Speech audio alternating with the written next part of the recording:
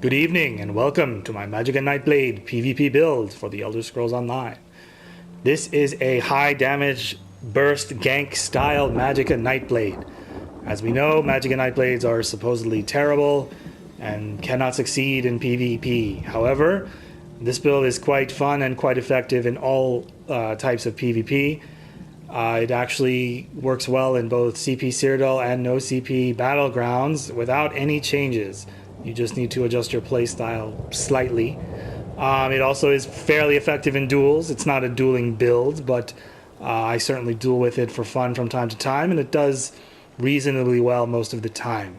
Primarily, I use it in battlegrounds and open world Cyrodiil, however, where it is it's strong in that it has high burst damage and it is very elusive. It is actually quite fairly fast and is elusive via cloak. Which we'll get into a little bit more in a minute.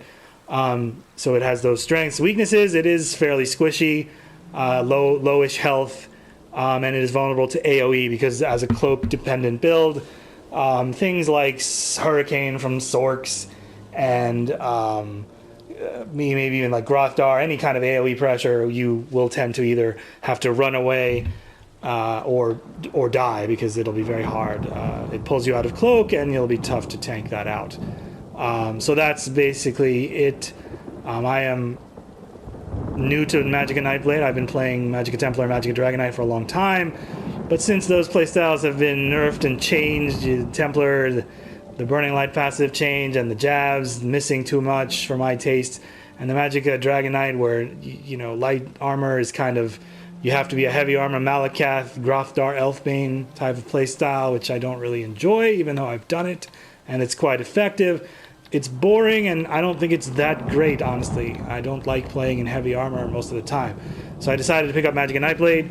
I've been playing this build character in PvE and PvP, and I actually find it quite effective and fun to play. So let's get into it.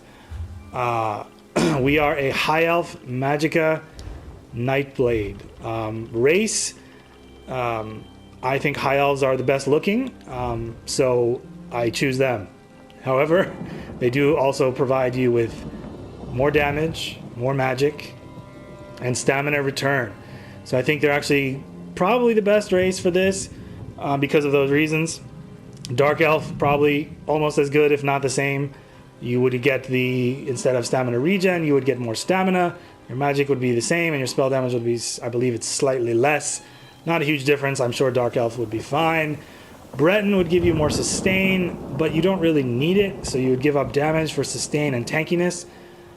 I think Breton would be okay, but you don't really need the sustain, and this build is not going to be that tanky no matter what you do. So adding a little bit of tankiness via Breton, I don't think would be worth it, because this build survives by cloaking away and running away, not tanking damage. So I don't think the tankiness synergizes very well with the rest of the build. Having said that, probably any of those races would be okay. High Elf probably slightly better.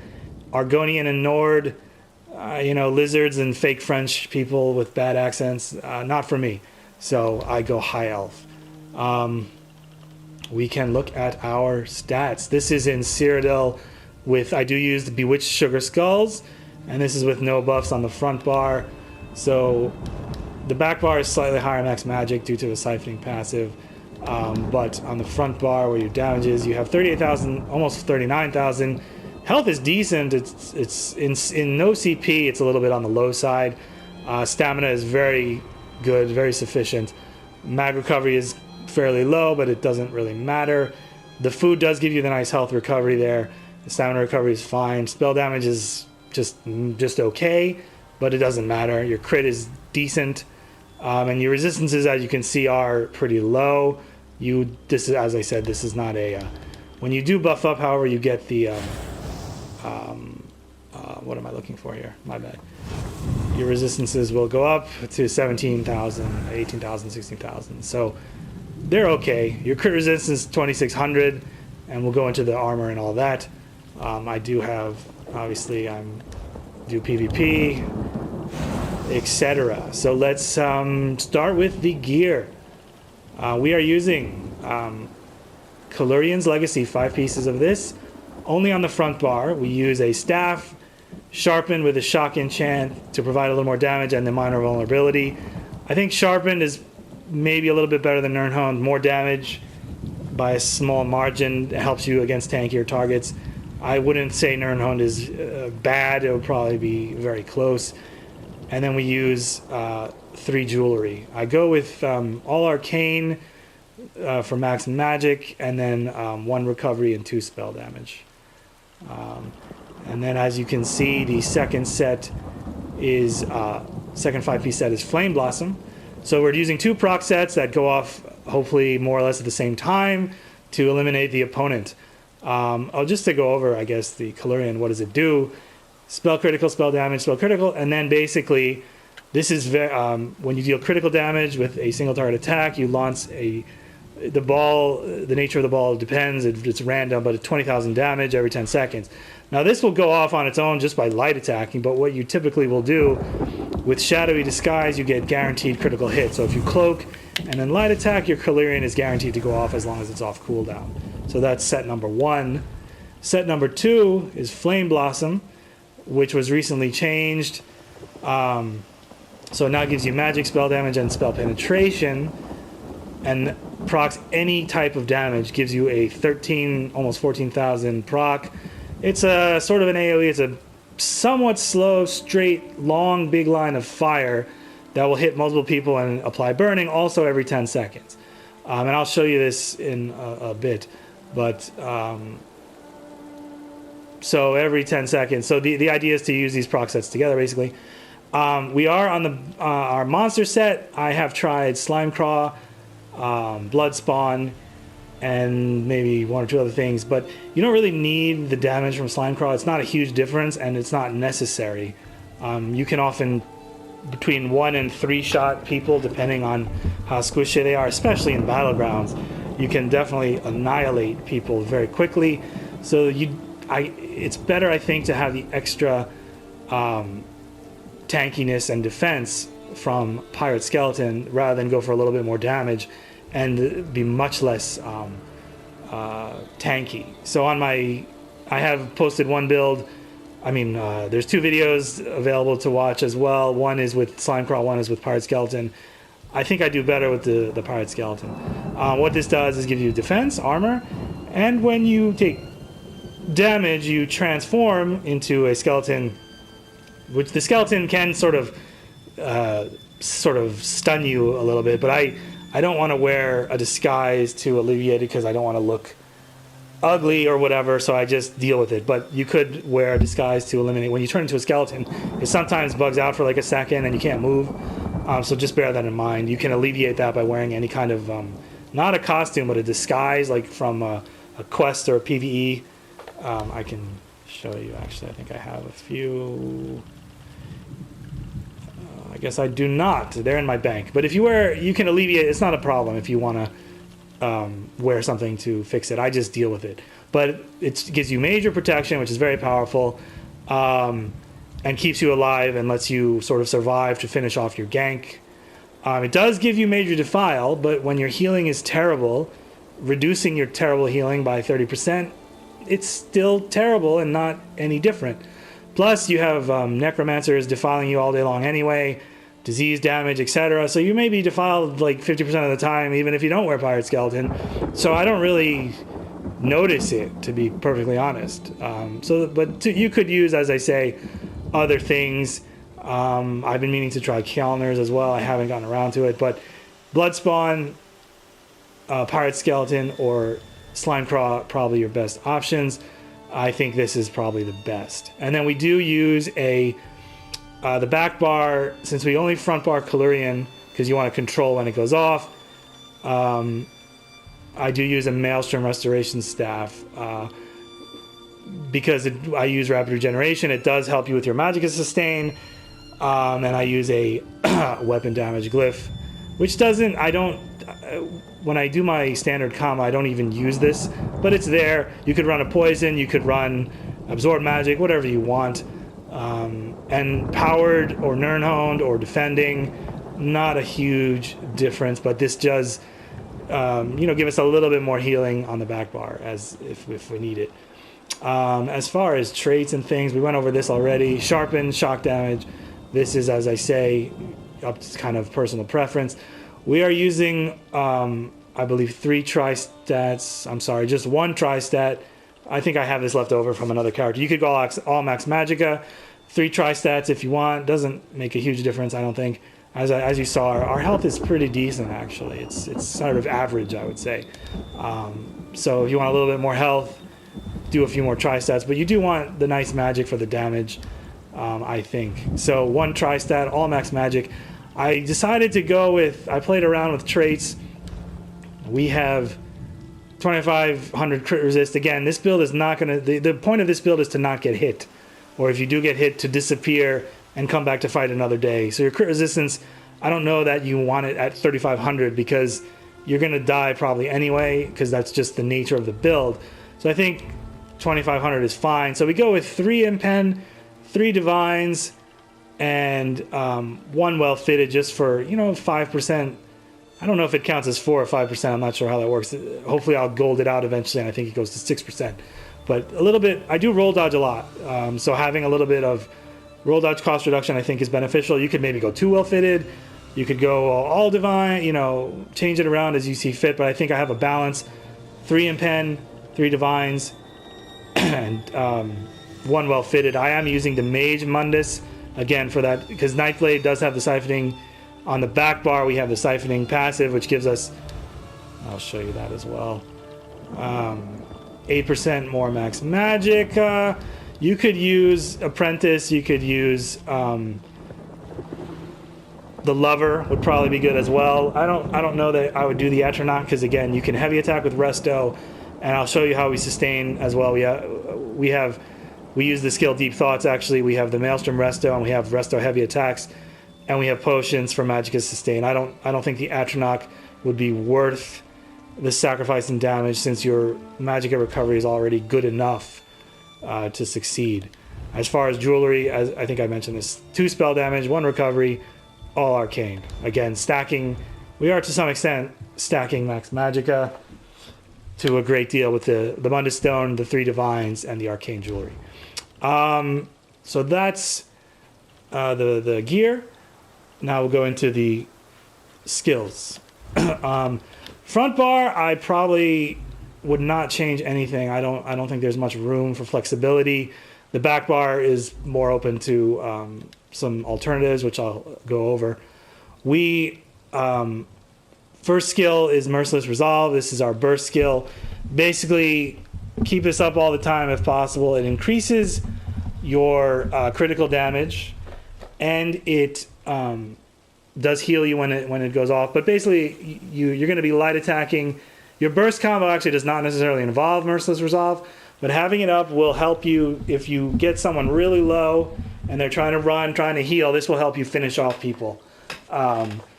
So it's not part of the gank combo necessarily, but it is useful because it raises your crit damage, and you are light attacking quite a bit, and it is helpful to finish off people or to actually open with it as an initial burst chunk to get them down to 75% or even 50% of their health, and then launch your combo.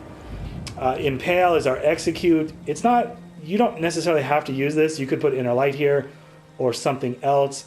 I do find, however, that it does help me. Again, your burst combo will kill certain people outright, but sometimes they'll survive and they'll run or roll dodge or try to heal or shield, and this helps to finish them off more quickly. Not required, but I do find it to be the most effective of the alternatives, I think. This is mandatory, basically. This is your spammable, the main part of your burst damage. Does good damage.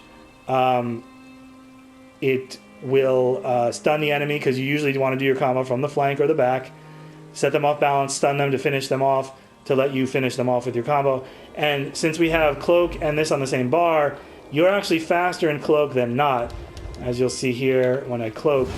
So we kind of run around with our high max Magicka pool like this all the time, and it makes us quite fast. When it wears off, you slow down. So if you see fast, and we slow down. Now, when you crouch, you are slow. So you can use crouch, but you're not going to be as effective. So this definitely is worth doing. By cloaking, you give yourself the speed because you have concealed weapon, and it also lets Calurian proc automatically 100% of the time. So this is a key, and then this is also your spammable. It gives you the off balance, etc. Which, if you heavy attack afterwards, will provide more resources and bonus damage. This is our main defensive tool. We use it for both defense and offense. Our combo we usually apply from stealth, and it also allows us to escape if our gang fails or if our gang succeeds and we want to withdraw and then let everyone act confused and trying to figure out what happened, and then attack again the next target from behind as well to again get the stun. This is also obviously our stun, our only stun on the build basically. But it's quite easy to stun people by just attacking them from the back of the side. This also activates your Shadow Barrier passive, which gives you your major resolve buff for 7.5 seconds because we're wearing one piece of heavy armor. So these skills synergize very well together, concealed weapon and shadow disguise. Because this is what I was talking about here. Your movement speed is increased by 25%. Elemental weapon is part of our burst combo. Basically, this buffs your light attack to do an additional 9,000 damage. And this is unbuffed. We don't have any major sorcery or anything right now, or continuous attack or anything like that. So these tooltips can increase. The build does not necessarily depend on major sorcery because it's not completely necessary. But anyway, so that tooltip, all these tooltips will increase slightly if you use the potion, which we'll get to in a minute. And it applies a status effect.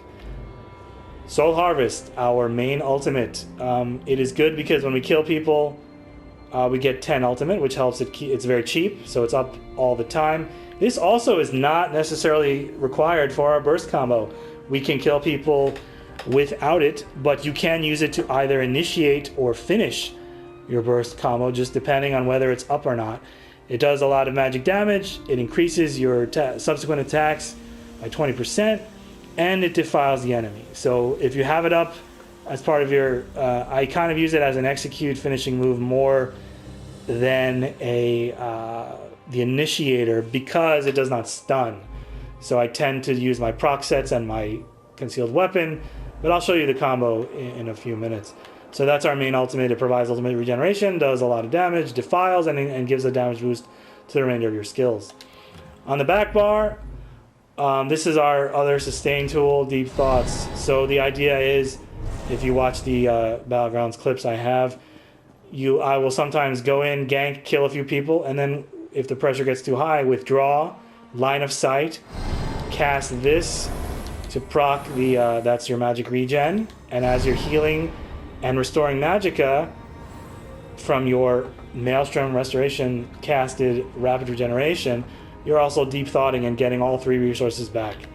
So just to review that, by casting rapid regeneration, you're proccing this magicka restoration, you're getting a heal, and then if you go into this, you're restoring health, magicka, and stamina.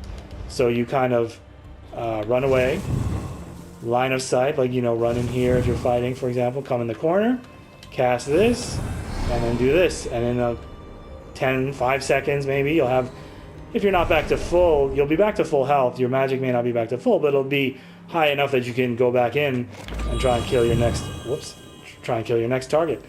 So that's Deep Thoughts. So this combined with this and heavy attacks, because if you don't know, again, from your resto, you get a lot of magicka return from resto heavy attack. So that's why we get away with having minimal magicka recovery on this build. Next is pretty self-explanatory. 24,000 heal over 5 seconds, your main heal. It also can heal your ally, so you can be a team player from time to time by casting this. So this is basically your main and only heal, more or less. You do heal from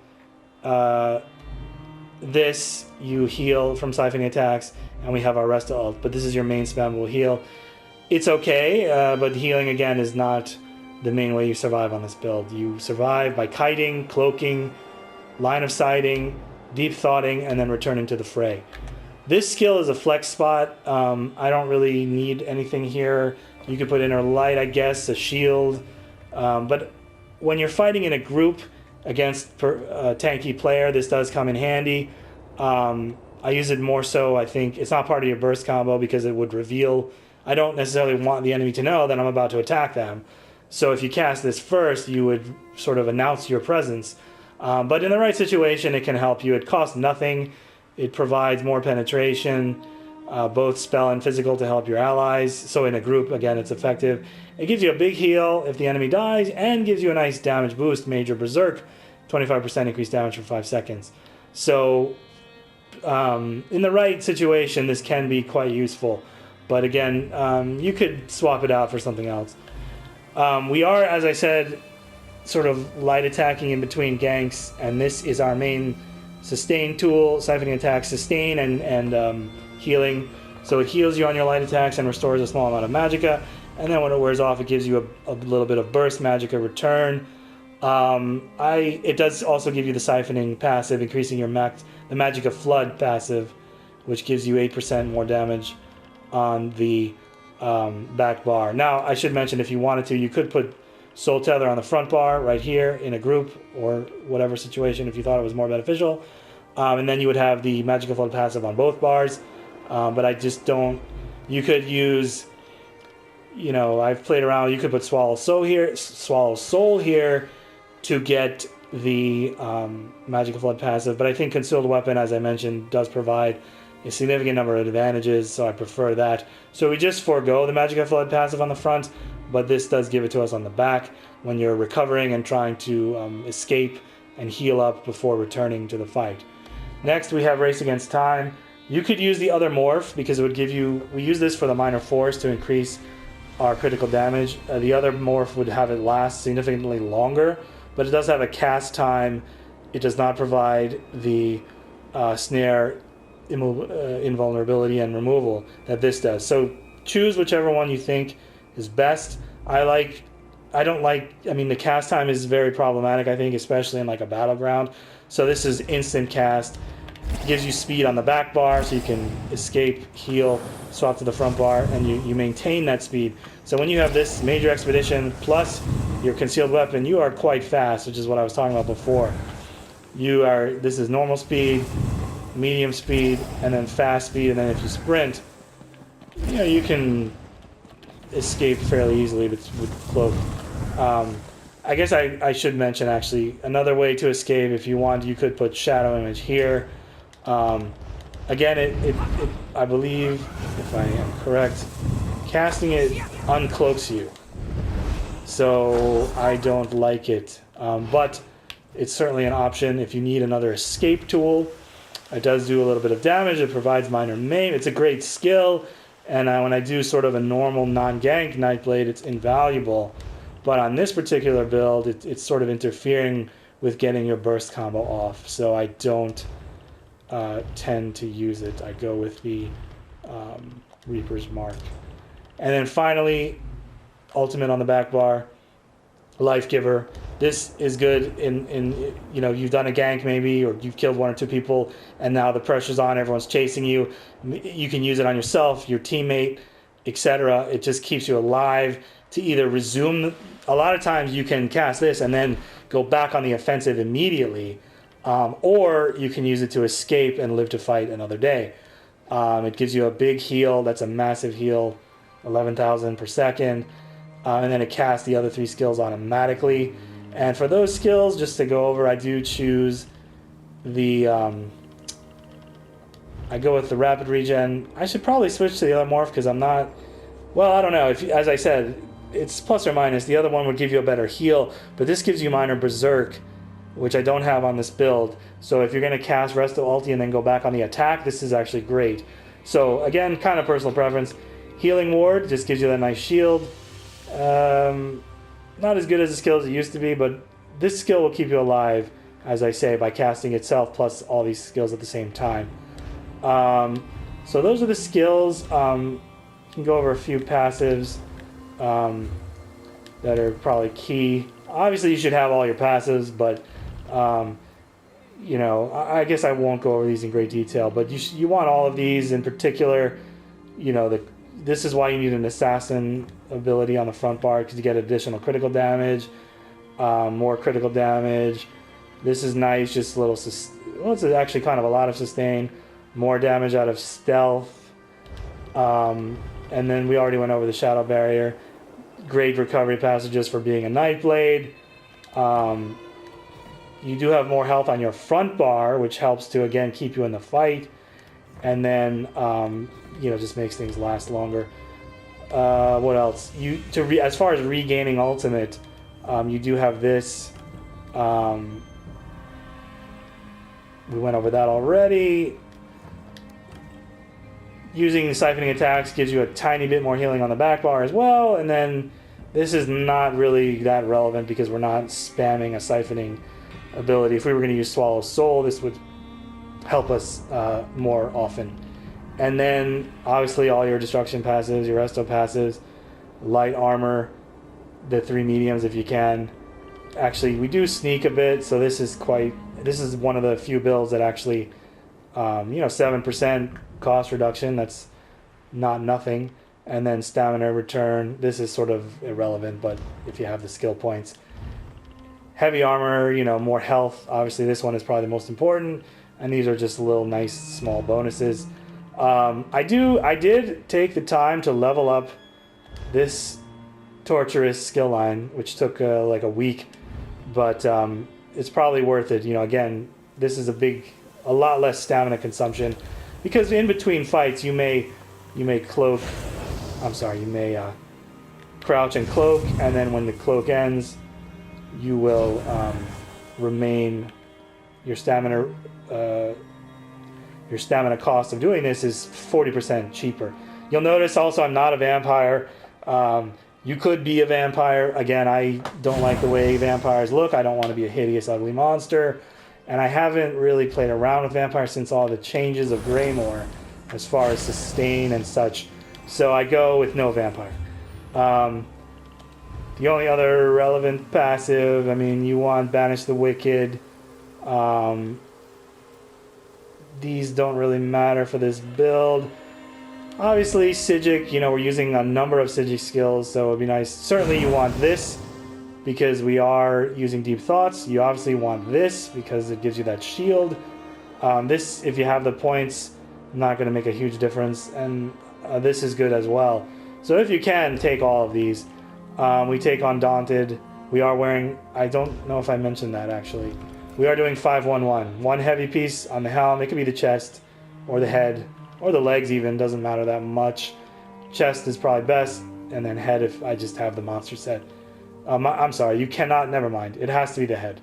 Flame Blossom does not come in heavy armor, so... Your monster set has to be heavy and medium. 5-1-1. As most builds do anyway. For these two passives. And then... you know, continuous attack is basically a must-have if you're doing Cyrodiil. This is nice, and obviously big ultimate regeneration when people die. Take these as you can. Of course, all your racial passes, and then of course, medicinal use to make your potions last 1/3 as long. So that's pretty much it, except for the combination itself. So let's see, where can I go to show you the combo? Let's do this.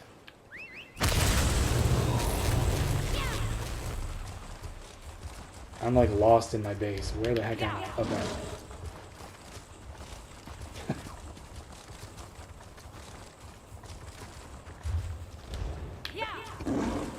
I don't know what's wrong. Here we go. We'll just go find some mobs, perhaps.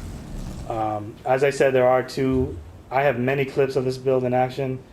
There are at least 2 clips on my channel. One is with 2 Battlegrounds clips where I do quite well. Looks like there's some fighting going on here. Maybe I can show it for real.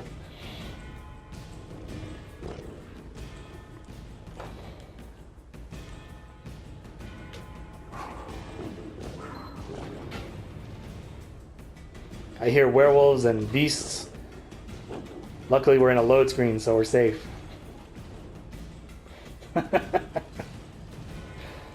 This seems to be an unusually long load screen, but I wasn't warned. This is why I tend to play this build in Battlegrounds mainly, because I would love to play in Grey Host, but it's so laggy that I just can't deal with it. And then I play in Blackreach mainly. There we go, there's my warning. Okay, I was wondering.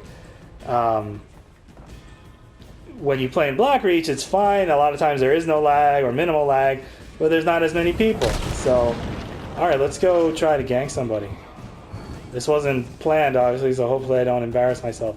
Oh, my food ran out, so let me fix that. I do use tripods and Alliance spell drop. This gives you the major sorcery, major prophecy. So I tend to use tripods only because in a PlayStation, it's very hard to switch potions in the middle of a fight without dying while trying to do it. So I wind up using tripods almost all the time. But if you can, this doesn't look promising to me. Alliance spell drops are fine, or whatever spell power potion you have available to you. Killing people on their horses is also quite effective. I'm not even cloaked and they're just sitting there. So you come up here.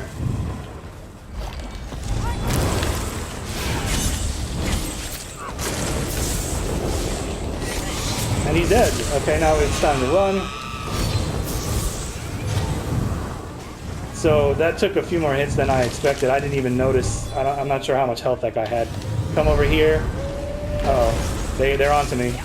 There's a werewolf ally though. Potion. I may die here, but we'll.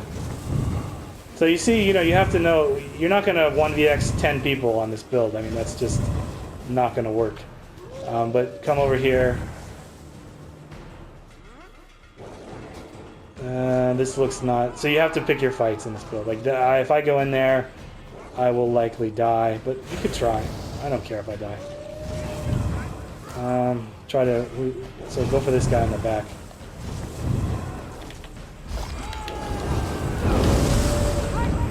I missed somehow.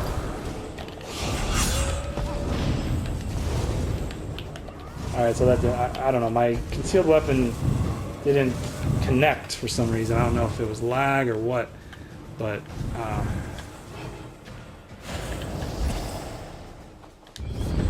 that's kind of disappointing. This werewolf seems to be unkillable, so let's try to help him. I don't know who's the squishiest guy here. Let's see.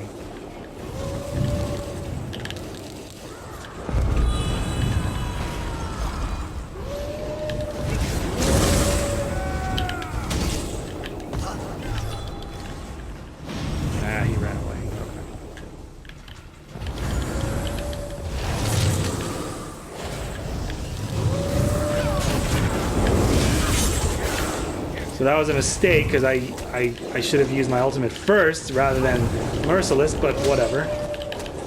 Let me try and heal my friend here. Okay. And there you go. So, a little bit sloppy. Usually this build, you want to approach people who are stationary, like, they're behind their siege engines, or they're repairing a door, or they're just chilling at a resource on their horses. But, you have it's fairly versatile, you can kill people. Now let's get some magic back here.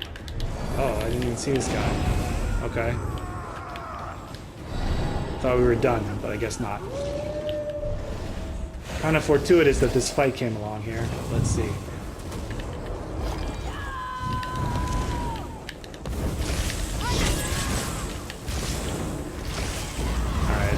Opportunity.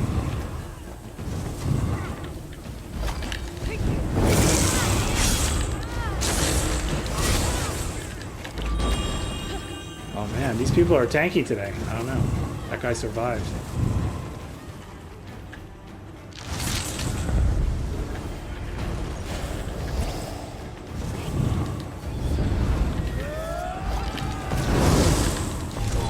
There you go. There's a... Is that guy a healer? I don't know. He dead.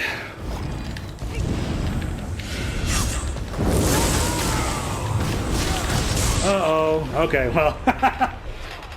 I want to play now. I want to keep playing, but that we can probably call the video here.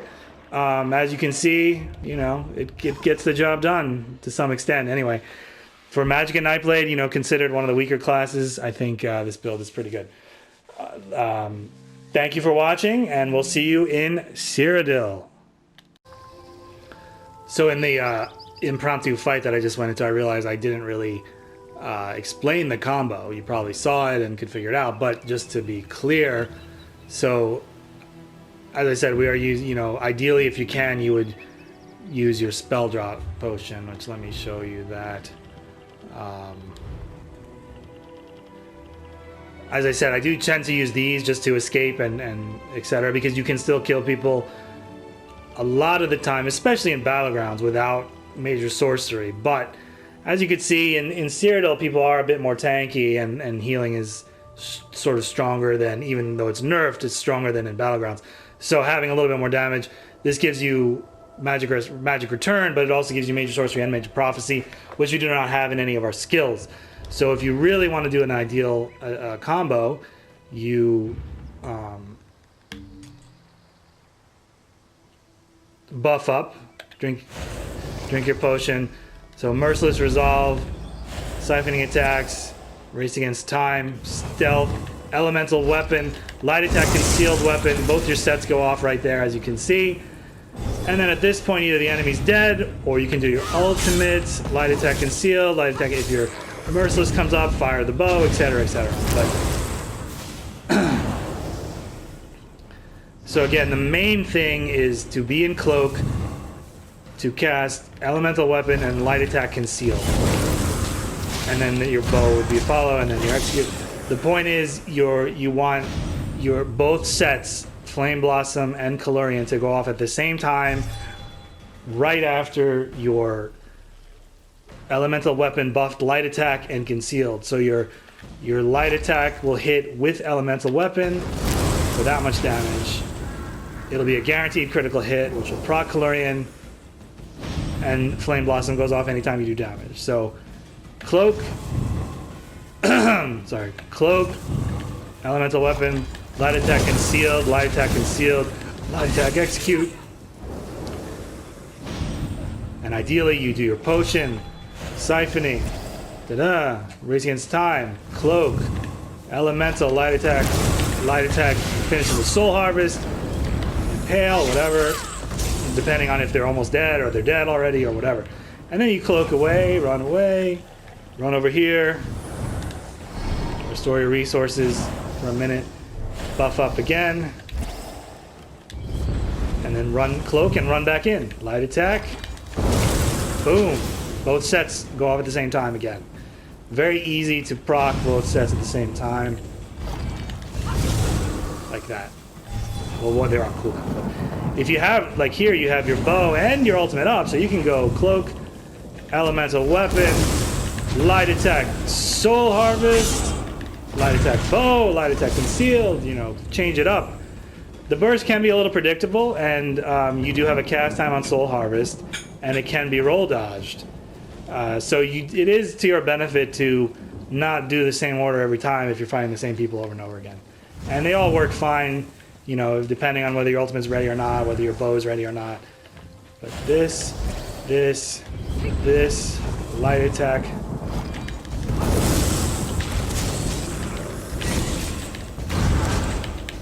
Let's just get everything up again. Okay, get our ultimate up. Alright, let's wait for everything to be off cooldown. Potion, boom, boom.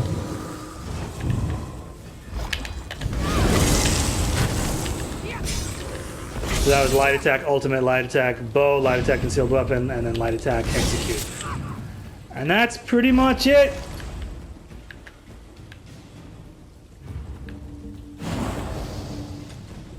Peace.